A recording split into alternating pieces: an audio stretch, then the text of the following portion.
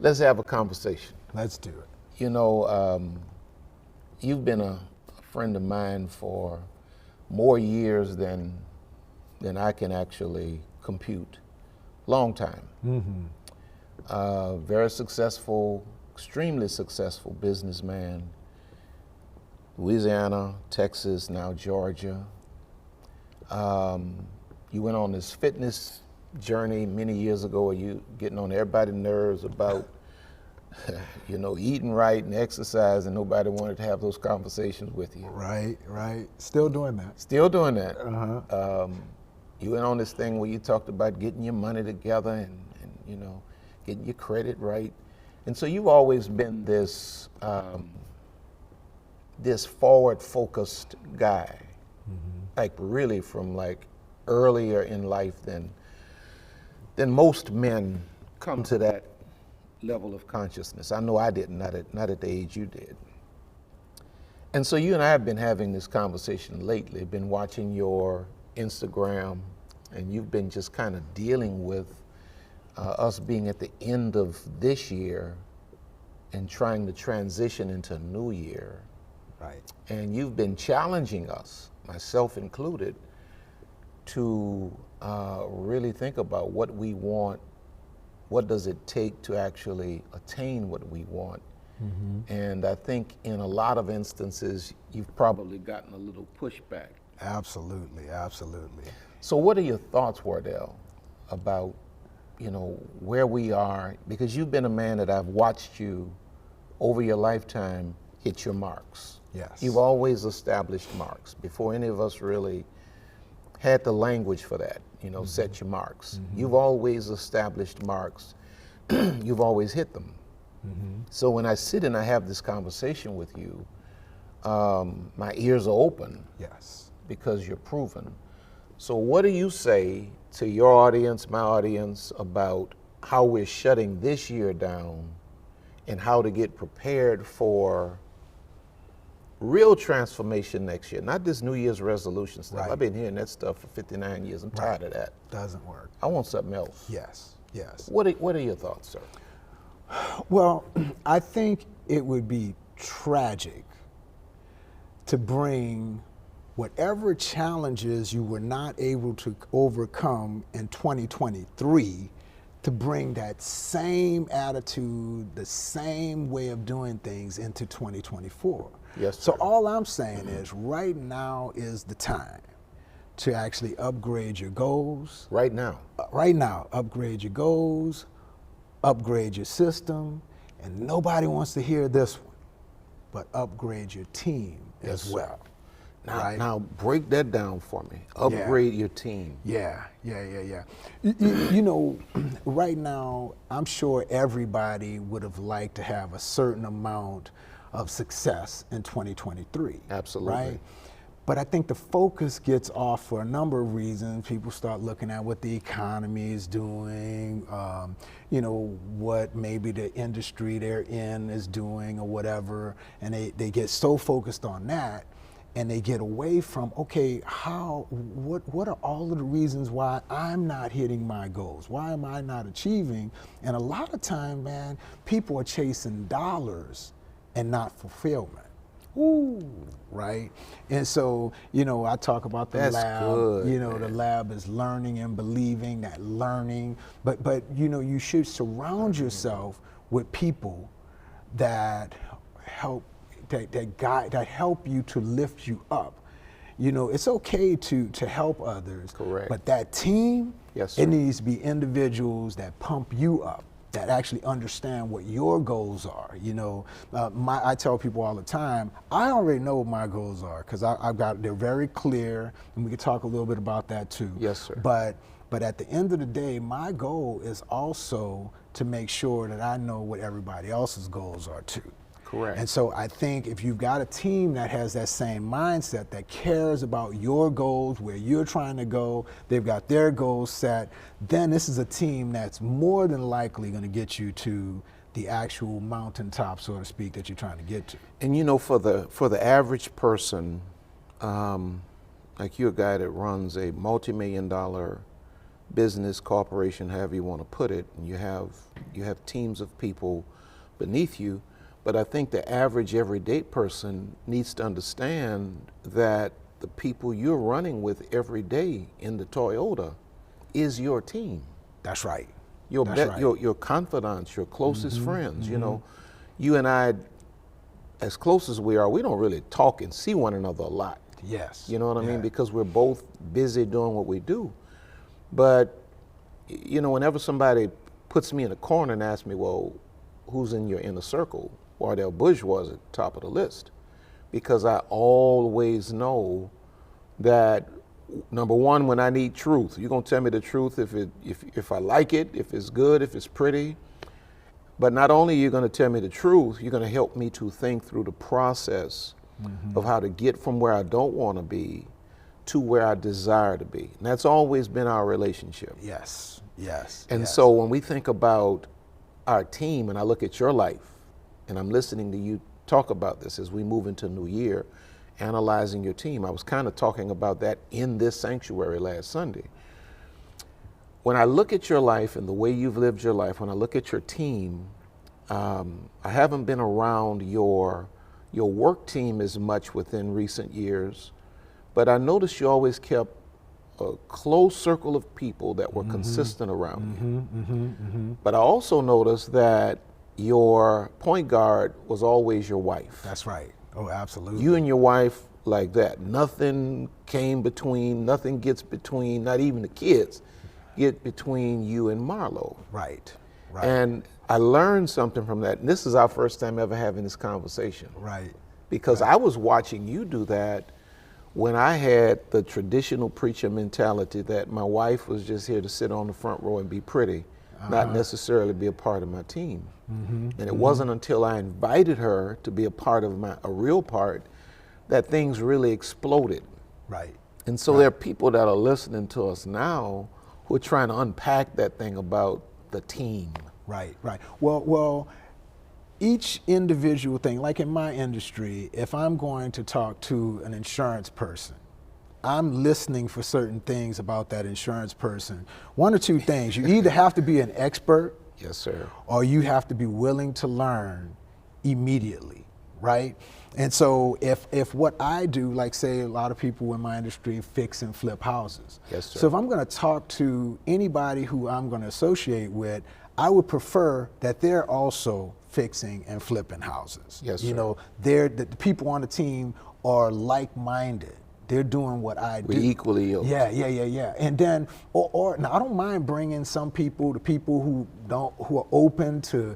We were talking about, you know, people evolving and open to, you know, unconventional, you know, thinking and finding out different ways to get things done. Those are the type of people, and the people that really make me fulfill and make me whole, you know. Yes, sir. Nobody does that better than my wife. Nobody. But you know, everybody on the team, man, you have to get that feeling of energy. You gotta bring that energy. Yeah. So why, if somebody is not on the team doing that, you know, I don't believe in throwing people away. I want to be clear, but I'm just saying, the Fab Five, yes, sir. You know, the team. Everybody brought it. Man, I'm telling you. Everybody brought it. They've got to. They've got to. You know, I was listening to a guy talking about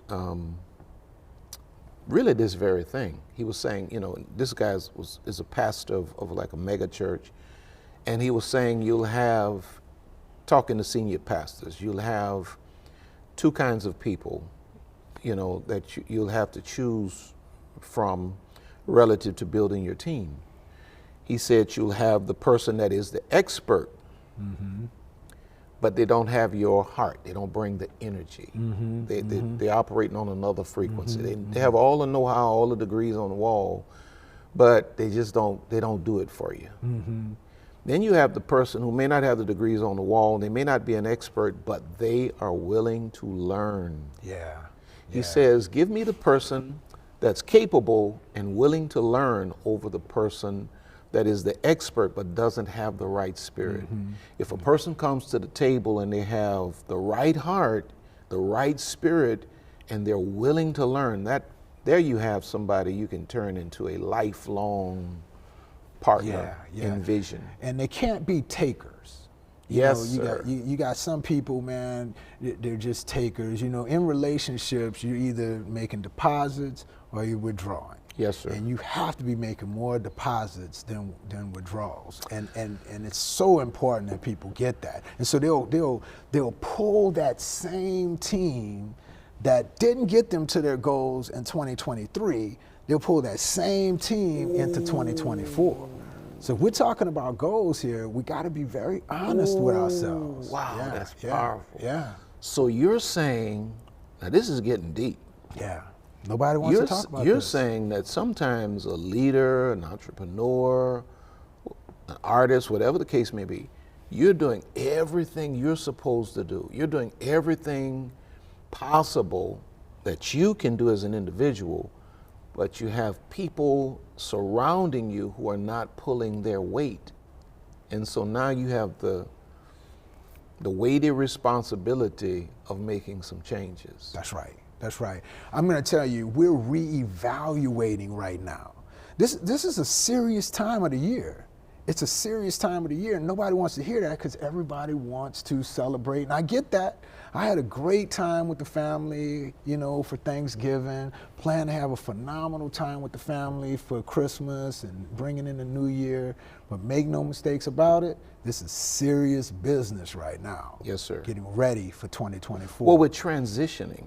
Yes. You know what I mean? And I was thinking about us having this conversation and kind of knowing where we were going with it. You don't come, if you're going to run a race, you don't come to the starting block at the time the gun is raised.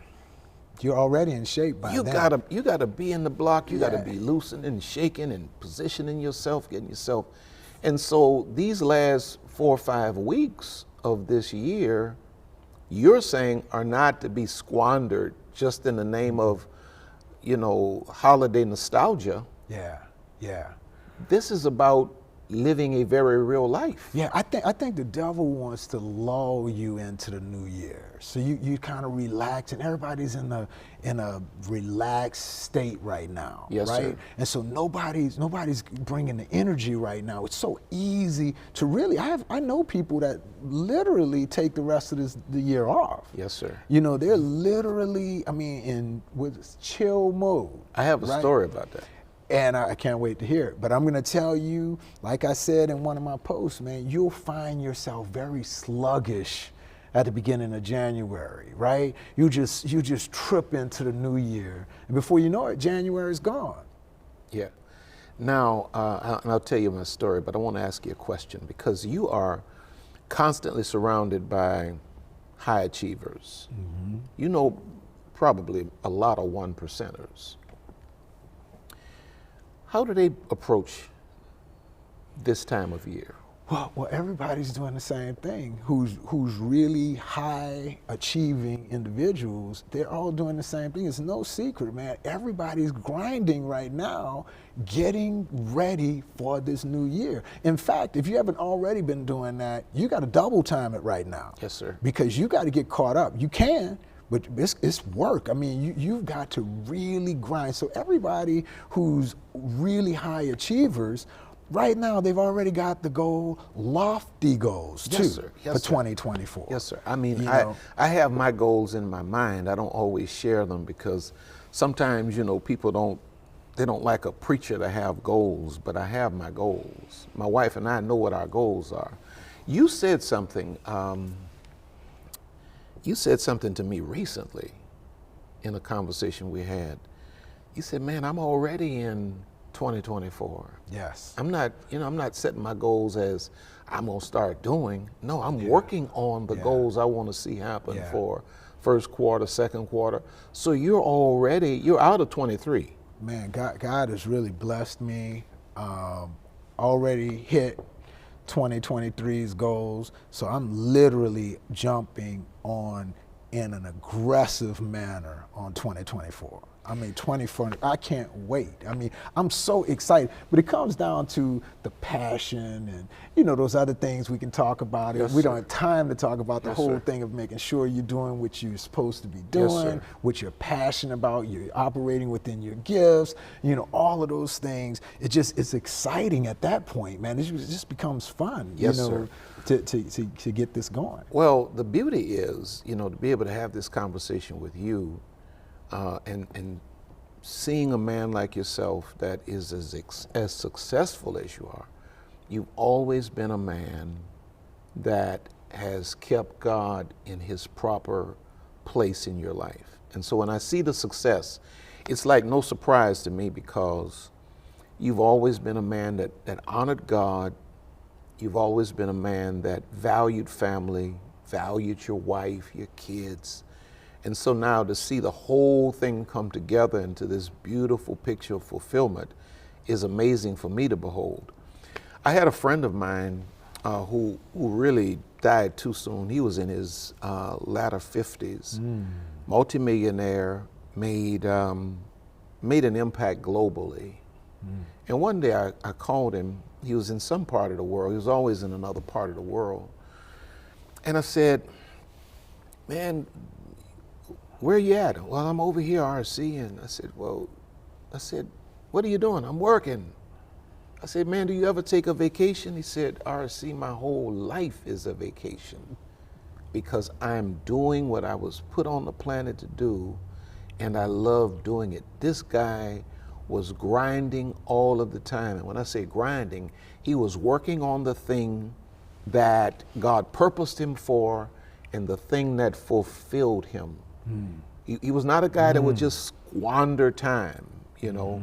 He valued time, and though he died early, he accomplished lifetimes of achievement. Yeah, yeah. You know, I also do small business loans and things of that nature, and it's not uncommon for someone to come with a business plan. It might be 1,000 pages. At the end of the day, I'm looking for gift, passion, and feasibility. Yes, sir. If, you know, gift is usually something that comes with ease when you do it. You know, passion is something you have strong feelings about. Yes, and sir. feasibility, it just needs to make sense, whatever you're trying to do. It just needs to make sense. If you've got those things, man, whatever you're doing, that's the formula for success. Correct. Now, we all, you know, the elephant in the room is the physical fitness thing. That's always been the elephant in the room between you and I. Right. You know, because, you on it now. Oh, man. listen, I'm trying. I'm trying. Yeah. Because, you know, there'll be times, man, that we be in one another's company, and I could tell you wanted to get around to the subject. Yeah.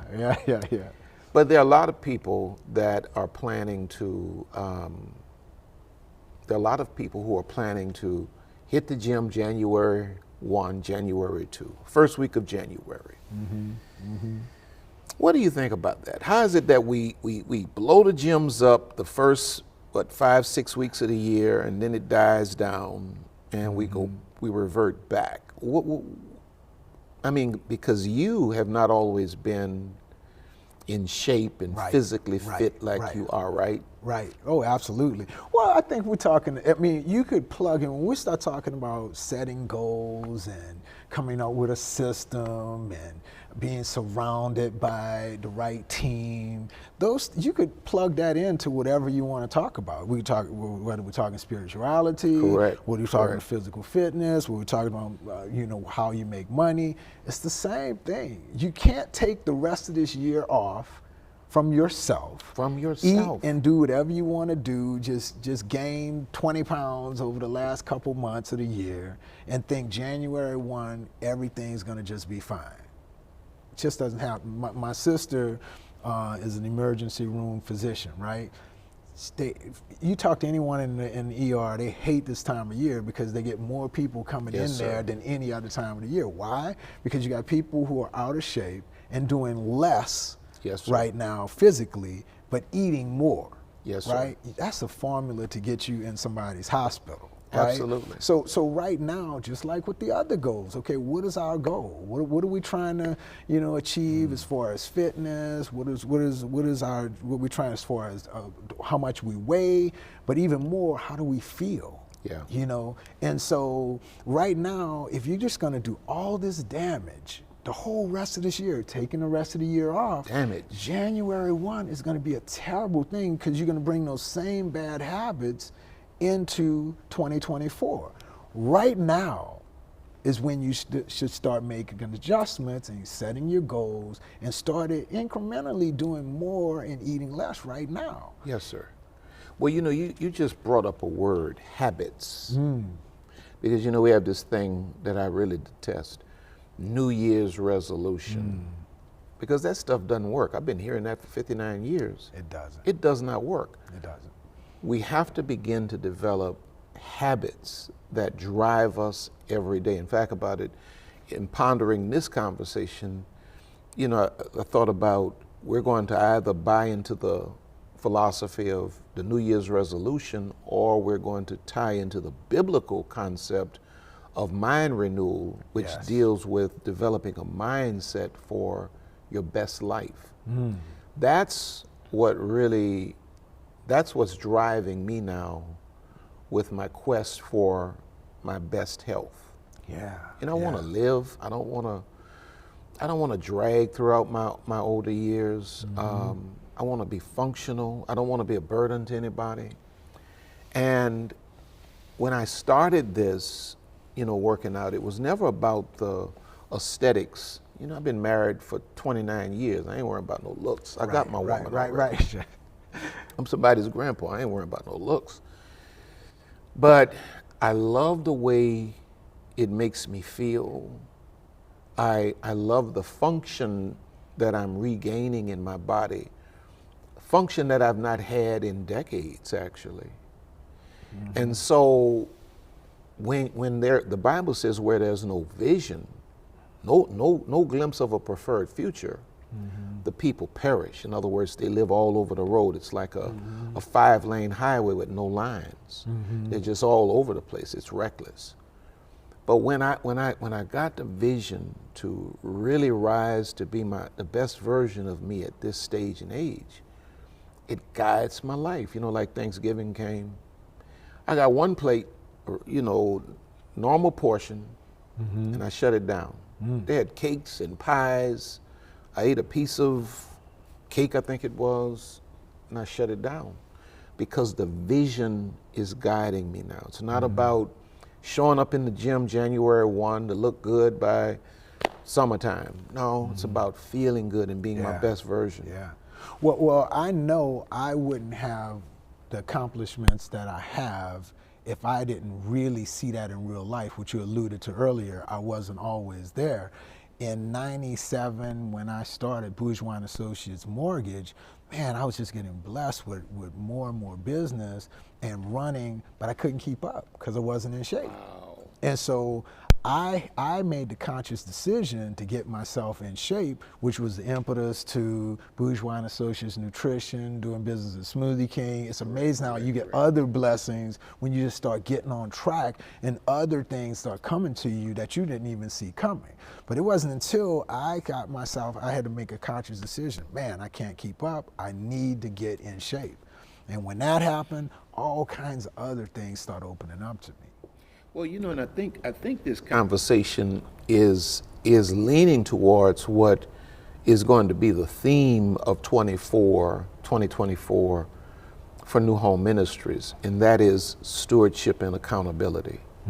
That's really what you're calling for. Absolutely. Stewardship is doing the right thing with what God has blessed you with, and allowing God to increase you. You said, the more you utilize what God gave you properly, God increased it.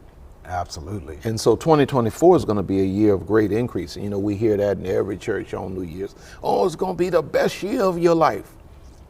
But you have to do your part. Absolutely, man. People don't want to put in the work. It's not going to happen unless we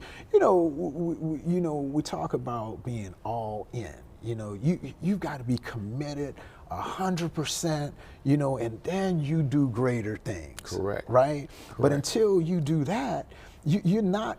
And so what happens is we know people want the gratification, they want all of the lofty goals, but don't want to do what they need to do. So what happens, I'm convinced that the closer you get to 100% all in effort, the more you're going to be successful. The less, now we know if you're relying on grace, you know, as God takes care of babies and fools, right? But you know, you're gambling at that point. God wants us to be our best version of ourselves. You know, you bring me to a point that I teach a lot. It's not very popular. And I said this as well last Sunday. When you really read the Bible, everybody's reading the Bible for this, way out spiritual, you know, experience. And it is that. It does produce that. But the most spiritual aspects of the Bible always bring us back to practical application. The Bible is the most practical book for living that you can read in the world. The Bible is a book filled with principles that will help you to guide your life in every respect and produce God's best for you. But God's best for you does not come without your participation. Everybody's looking for miracles when God is giving us principles. Gotcha. Well, you know, I say, you know, there's a few cliches that need a little adjusting, like you are what you eat, right? Well, you not really are what you eat, you are what you absorb, right? Wow. And the fact of the matter is, your body can only absorb a certain amount of nutrients at any given time. So that means if you ate too much, then you're still going to be fat because your body can't absorb all of that what you're eating. So it comes down to portions, right? Here's another one. Knowledge is power. See, I don't think knowledge is power. Knowledge plus application is power. Correct. Because we all know people know what to do, know they should do it, know how to do it, and just don't do it. Correct. Right? I don't see power in that.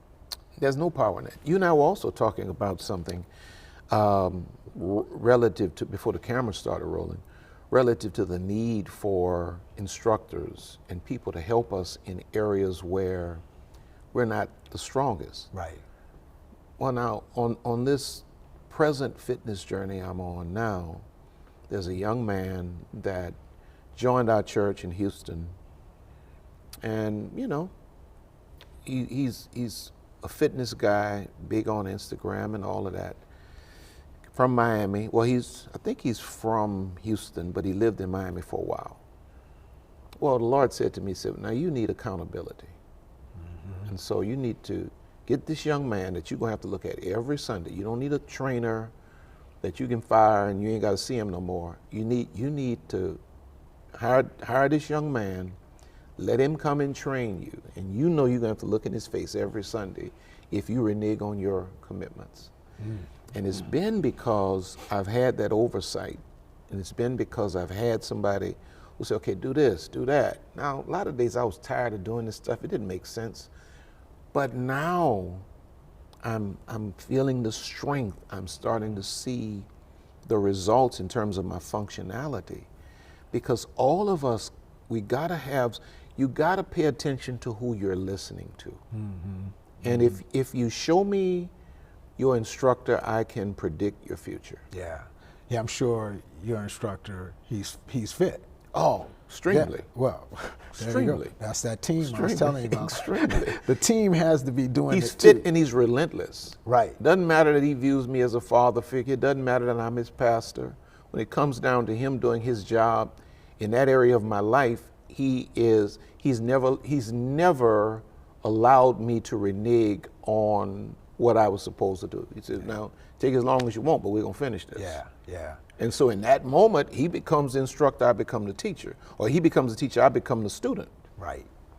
And all of us need that. Absolutely. That's that team we're talking about. All of us need that. Now, this brings me to something else that I know my audience would love to hear about. The ladies and the men.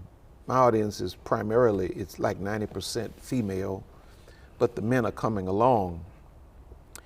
I'm proud of the fact that you are a fellow New Orleanian. I don't hold it against you that you went to St. Augustine. Right, right. I don't hold that against you. Yeah, You and my brother, and yeah, I don't hold that against Troy, Henry, Gloucester. I don't hold none of that against y'all. But you're a fellow New Orleanian. You're a black man, and you've been married for 31 years. Yes, yes. And the reason I bring this up is because when people look at Lisa and I, they say, well, you know, relationship goals. This is what I want, you know. And what's the secret? You know, because they say, well, you know, there are no, some women say, well, there are no good men out here. No man is going to be faithful. No man is going to be a good husband. It's an impossible dream. And yet, 31 years, you and your wife work together every day, I suppose. Yeah, well, absolutely. Yeah, yeah. What's the secret, man? Man, I wish I can say that was it's easy. You know, relationships are not. They're just not. It goes back to, you know, work. Yeah. You know, everybody wants to just have the immediate gratification, like we talked about in all of the other aspects. But this one, all of this stuff ties together. it's the same thing all over again, man. You sound like a broken record, as they say. But I think, you know, I realized that my life got better when I married Marlo, right? And so I know mine did. And I'm going to tell you, I think from the guy's side, we tend to run. You know, we think, you know, things are better in the street, you know, as they say. It's not. It's not. You know, I can see a clear difference of where I was making the same money in the streets versus getting married, and how much more fulfilled and how much more success and how quicker I reached certain goals, you know, having that stability, you know. But when it comes to the secret, I think a lot of communication, you know, and you have to compromise. It can't always be about you on either side, you know. Everybody has to understand and take the time to get to know each other. You know. Now, you know, knowing you know, you are that nobody's nicer than Wardell. But at the same time, I'll take that. I'll take that. But at the same time, you're very matter of fact, no nonsense. Right. That's just who you are. Right. You just don't have time to beat around the bush. You just straight to the point. We at the restaurant the other night. You were just like, matter of fact, that's horrible. Can we get that off the menu? You know, that's just who you are. So, how do you, within the constructs of your marriage with your wife, how do you perfect patience in terms of? Do you shift that natural demeanor of yours in terms of this? And I'm certain that you have the business hat when you all are doing business. You have the husband hat when you know. How does that work? Well, you know, I think that's a work in progress. You know, I don't think anybody wakes up and they're always patient about everything. Correct. I think, again, I know what the goals are. You know, I make it my business to get to know everybody on the team. Right? Yes, sir. And my wife's the #1 team member. Correct. And so I've got to know, you know, where she is on different things. I make sure I don't get myself caught into one of those situations where, you know, she's not too happy about something that I'm doing. So yeah, we've got to know the team, you know, but you got to care enough to want to know what the other person's goals are. That goes back to what I was saying. Again, we can plug that into wherever we are. What's your goals, whether it's spiritual, financial, health-wise, whatever your goals are, I have to be concerned about that too. And she's concerned about where I'm going. And so that's how that went. Is that 100% perfect? No way. I mean, it's always a work in progress. But I feel solace in knowing that even if she made a mistake or whichever, I know that that her goal is the same as mine, and we're going to get that fixed. Correct. We're going to talk it out, and we're going to get it fixed. You know, you said something relative to Marlo and you guys' marriage. Your life got better. You know, when I think about the lady that's across the street, my wife, Right. in the office right now, man, my life is just drastically improved. And it's no secret. I've shared my testimony all over the world. This is the first and only woman in my life that I've ever been faithful to. Wardell, I was the preacher's son. I didn't want to be faithful. I had no plans of being faithful. I just thought I was going to have multiple women for the rest of my life. One day, God showed me the vision for my life. And he said, this is where I want to bring you. God showed me all of these things he wanted to do in my life, but going back to what we said earlier, it required my participation.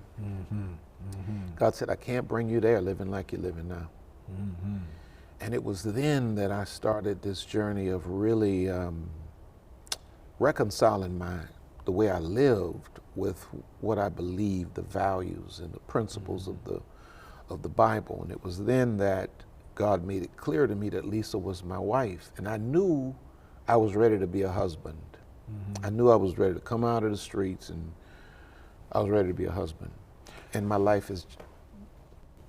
But you know what? One thing I've known about you for almost 30 years is that you're always open, though. Yes, sir. You see, I believe that, you know, the same thing when people are saying they're not, you know, asking themselves the right questions and they're not making the right statements. If they're saying there are no faithful men, there are no good guys out there, all of these things, I just think it becomes self-fulfilling. Yes, you know, sir. and so you're not going to ever get to where you're trying to do if you have that kind of attitude. You have to be open to the fact that no, God is, when I'm ready, the right person is going to show up. Correct. And I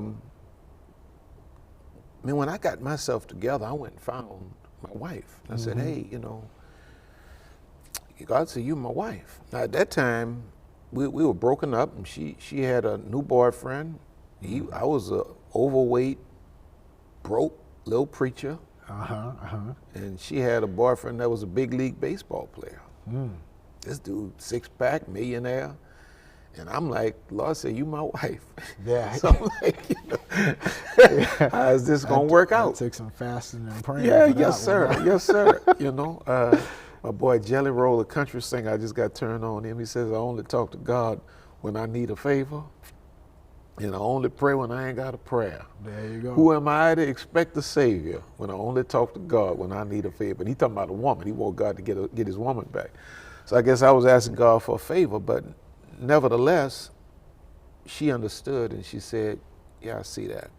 And my life has been ever since. That's awesome story. And so, you know, I'm saying the guys that are listening to us, man, don't buy the hype that, you know, you want to stay in those streets. Oof. It's not there.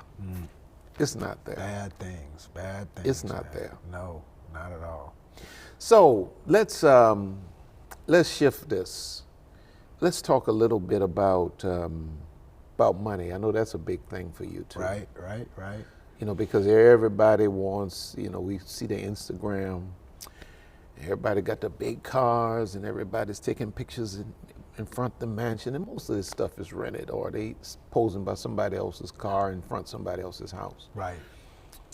What do you think should be a person's focus that really wants to seriously get themselves in a position? Another thing I failed to mention is that all of this stuff is a process, right? The Bible says, write the vision, make it plain upon tables, plural, meaning it's in phases, that he may run that readeth it. You're not gonna be broke in 23 and be a multimillionaire in 24. Right. But what are some of the key things that you think individuals should begin to work on if they want to come to this place where they are financially solvent? Gotcha. Well, I think, you know, I say I like the idea of setting lofty goals, right? Yes, sir. So what makes you, what amount of money do you need to be making to live like a king or a queen, right? And so let's write that out. What does that look like, right? And then you have to know your industry or know whatever line of work or whatever you do to make money, know that industry. Like for me, I know the exact number of applications that I need to take in a month to get to one loan closing, right? I know the number of people I need to talk to. I know the number of people that are in my profession that I need to talk to who I'm referral partners with. I know all of those things. And so we're backing into what we're doing every day. And so in order to talk to these many people, I have to touch these many people some kind of way, whether it's phone call, whether it's social media, whatever communication that I need to do. But that's knowing your industry. So you need to break it down to what you're doing every day. So every day needs to be purposeful. And then you're not chasing dollars, you're chasing fulfillment, right? And so if you're fulfilled and you're doing the things that you love and that you're passionate about and you're bringing a 100% energy to it, the dollars are gonna come. And then you're gonna see the fruit of your labor. But that goes back down to what we were talking about, getting the goals. But that's where we need to be to get to where you really have the nice things. But you can't think I remember I was speaking at a school. This was a junior high school. And, I work hard, so I have nice things. I have a nice vehicle. And so one of the little girls saw me pull up in my car. And she's like, and she knows I'm an entrepreneur. That's what we were talking about. She said, when I grow up, I want to be like you so I can chill out and have that car. I was like, whoa. I said, time out. We can stop right there because there's no chilling out. It's about the process, as you said, of setting goals and actually coming up with putting a system in place to get where you need to go. The actual money comes and the nice things come, but we got to start that. That's why we're saying you can't be taking the rest of this year off. You've got to get it going. I'm thinking about what you're saying. Presently, I have a great impact on social media. Really, kind of like by mistake. Mm-hmm. Because I'm a pastor. First of all, I'm a pastor. Period. That's who I am. I kind of happened on social media because I saw it as a means of accomplishing the goal, which was to get the message to as many people as I could get it to. I never saw social media as a financial catalyst. Mm-hmm. And so even the young man that's filming us right now, Elder said, it was many years into social media, many years into YouTube and Facebook and all of this kind of stuff. He comes to me and he says, what kind of following you got? You're leaving a lot of money on the table. I'm like, oh man, I'm accomplishing the goal. I want to reach the people. Mm-hmm. I was never chasing money. Mm-hmm. When they sat me down and showed me the kind of money that I was leaving on the table, I was convinced. Yeah. But God rewarded me with that because I never chased the money. I knew my purpose. I knew what God put in me. I knew why I exist. I kept doing that. I continued to do that. And God continued. The money chases me. Yeah. The money chases me. Isn't that fun? Oh, is it fun? You don't work another day in your life when you wake up every day doing the thing that God put you in here to do. Yeah. Monday, some people, I hate Monday. Man, I can't wait for Monday. Come on, man. Yeah, man. This is another shot at it. Get this going, man. It's exciting. I'm telling you. It really is. Extremely and exciting. Everybody can do that. It's a decision. It's like salvation. It's a decision. Yeah. You could decide right now that I'm going to get serious about 2024. Wow. Right now. I dealt with this thing after Katrina. Mm-hmm. I never had depression or anxiety, never knew anything about those things, man. But there's something about, putting your head on a pillow one night and your life being in this position, waking up the next day and all of that's washed away. It took me some years to process that. Yeah. And the one thing I came to understand was that my mental state was largely a decision. It was a choice. Yeah. I could choose to focus on. My biggest issue was I couldn't let go of what was. You know, I was waiting on things to be like they were, not accepting the fact that God had a new normal and I needed to embrace it and move into it. And there are a lot of folk that are watching us now that need a breakthrough emotionally for 2024. And I think your words is a decision. Yeah. We got to make that decision.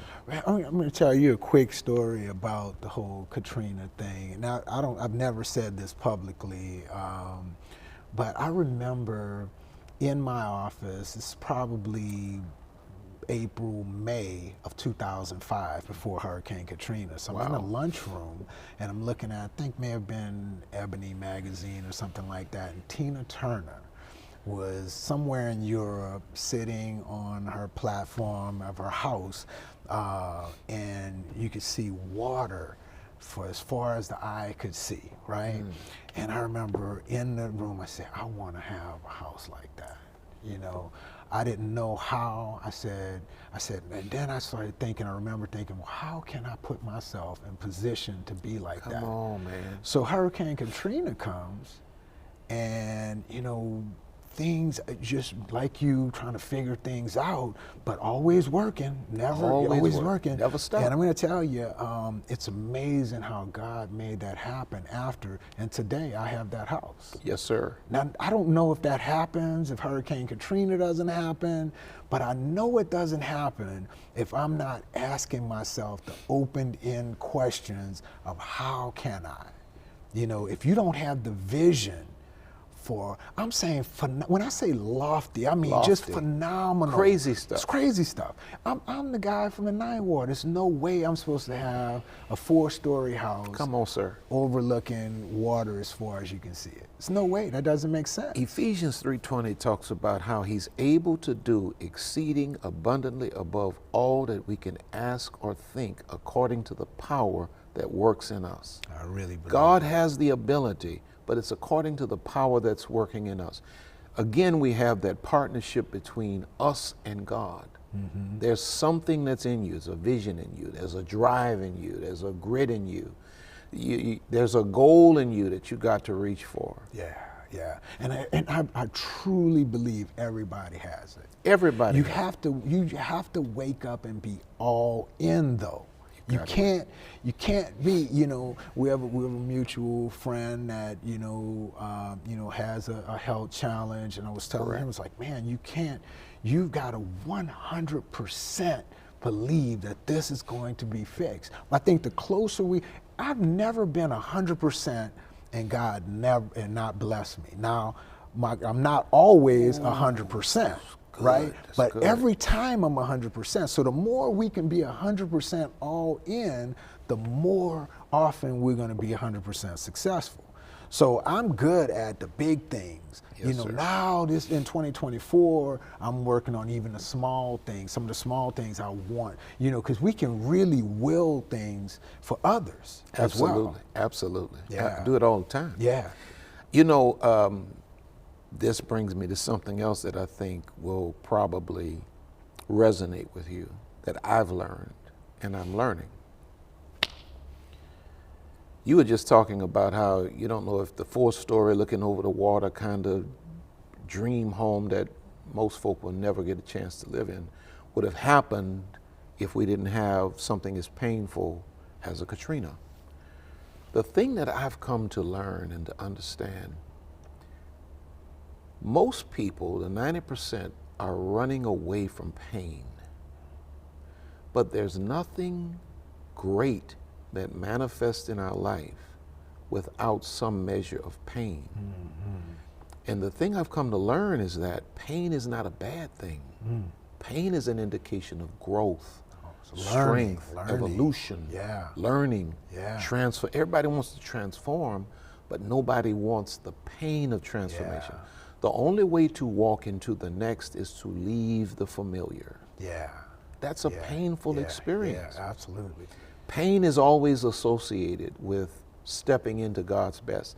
And God can bless you, but it's based on your pain tolerance. Yeah, yeah. Well, and then also, it's the pain is the process. Yes, sir. See, people run from the process. You know, it's the process, man, that gives you the fulfillment. You know, it's kind of like working out. You know, the thing that you hate to work out the most is usually the thing you need to work out the most. Oh my God. You know, everybody, especially guys, we want to get and hit that chest, you know. Yeah. But nobody wants to be doing abs. Nobody and, wants no lunges, and legs and all that. You know, we just run. But I'm gonna tell you, if you find yourself running from something, that's the thing you need to be working on the most. That's the thing you need to be working on the most. And so I just wanted to have this conversation with you. I'm so excited about your enthusiasm about social media. Absolutely, just out there learning, man. I'm just loving putting it out though. there. I'm loving it Still because figuring it out. there's a whole generation of young people that need your wisdom, you know, and that's where they are, man. Yeah. Old guys like myself, preachers and pastors, like, oh man, why are you spending all that time on? It's because that's where the people are. That's right. You know, we're begging them to come into rooms like this when they're out there. They're on this thing right here, man. Yeah. I can get on here and say, okay, look, this is what's going on. Yeah. And they'll make the, we have to go to them. Yeah, so I've had the lab all these years. I'm bringing the lab out now. Yes, sir. Yeah. So the lab stands for Learning and Believing. That's right. That's right. Wow. Wow. Anything you want to say before we shut this down? Yeah, I think, you know, when we're talking about learning and believing, you need to learn. So you can believe, but to have confidence, you have to study and learn. So the more you learn, it makes it easier to believe and to go forward. So, you know, my prayer for everyone who's listening is that in 2024, one, they prepare right now for 2024, and that they really believe for phenomenal success. You keep saying that. Phenomenal. Yeah, Big, just something huge. Yeah, just great success. You know, you got to expect just gargantuan success. You know, and man, we could just keep talking. Yeah. My God, we could just keep talking. Yeah. You know, it was like, if we can believe it, if we can believe the ability of God and have confidence in what God has said and invest ourselves in the process, anything can happen. Absolutely. Man, it was like during the pandemic. I'm at home, church is shut down. This church was shut down for 2 years. I'm at home in my pajamas and got a shirt in the town up top and filming. Right. That's the only way I can think talk we've all been there now. Yeah, you know. No airplanes, no engagements, no book signings. Those are the ways that I make money to feed my family. No sanctuary, no love offerings, no pastor, hey, put that in your pocket. None of that. And God, let's just put it this way, He more than tripled my income while I was at home with my wife. I can't explain it till today. All I know is I was set up for it. Kept doing the work, kept doing the work, kept doing the work, kept doing the work, kept doing the work. And it's like in the season when I would least expect it, God exploded everything. So when you say, dream huge, dream big, that's real. Yes. That's real because God is able. Look at you sitting here now. Ninth Ward. Yep. Enough said. Georgia, Texas, Louisiana. I don't know how many how many families you're providing for. Your children are doing well. Your wife is doing well. You are living the dream. But the dream, you know, you've always had And so I Praise pray be to that God. I pray that people really heard what we shared today. Same here, Pastor. Thank you for this conversation. All right.